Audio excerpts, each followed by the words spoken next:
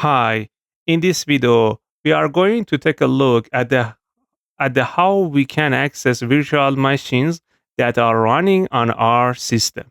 I installed Ubuntu Server 22 and I am using Oracle VirtualBox. Now, I want to connect to this virtual machine from my main operating system.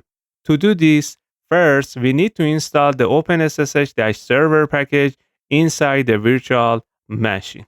Run this command sudo apt install open ssh server. Press enter. It finished. I clear the terminal. After installing it, we need to start sudo system ctl start ssh. Now SSH has started. Next, we can enable the service sudo systemctl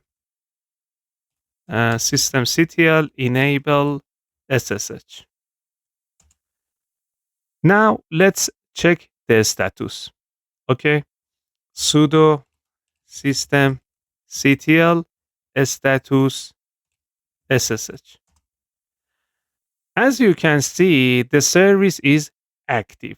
The next step is to find the IP address of our virtual machine. Run host name -i. In my case, the IP address is 10.0.2.15. Now go to the setting of your VM in VirtualBox. Here and click settings, networks, and port forwarding. We need to define a new role. I define it before. Okay, host IP 127.0.0.1, host port 226, guest IP 10.0.2.15, and guest port is a default of SSH port 22. Okay. Let's see if we can access the virtual machine or not. It's my terminal in main OS, SSH, VBox, VBox user, the user of my virtual machine. User @ 127.0.0.1. Okay, I forgot sudo, maybe the p2226.